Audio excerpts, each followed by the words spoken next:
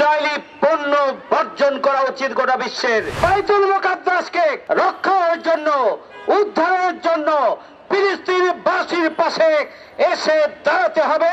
ইরানের দাবি পূরণের জন্য, বাইতুল মুকাদ্দাসকে রক্ষার জন্য, উদ্ধারের জন্য ফিলিস্তিনবাসীর পাশে এসে দাঁড়াতে হবে।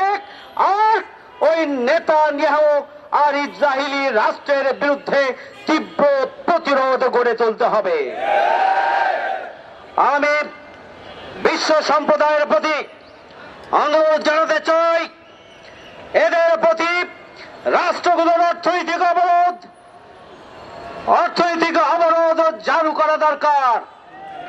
আমরা আহ্বান জানাতে চাই, তাদের ইসরায়েলি পণ্য বর্জন করা উচিত গোটা বিশ্বের সমস্ত মুসলমানদের এবং বিবেকবান মানুষদের। আমরা আহ্বান জানাতে চাই, দেশে দেশে মুসলিম জনতা বিক্ষোভ এবং মিছিল মিটিংয়ের মাধ্যমে গোটা পৃথিবীর মানুষের কাছে গাজাবাসীর পক্ষে দাঁড়ানোর জন্য আহ্বান জানানো দরকার।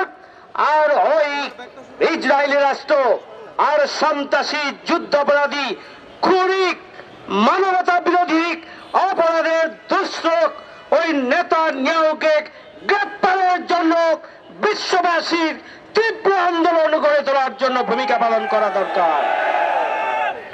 সংগ্রামী ভাই বন্ধুগণ, 90% মুসলমানের দেশে বাংলাদেশ জামায়াত ইসলামী, আমরা আমাদের ফিলিস্তিনি ভাই এবং বোনদের, মজলুমদের পাশে দাঁড়ানোর জন্য আমরা রাজধানীতে স্বাভাবিকভাবে বিক্ষোভ মিছিলের আয়োজন করেছিলাম।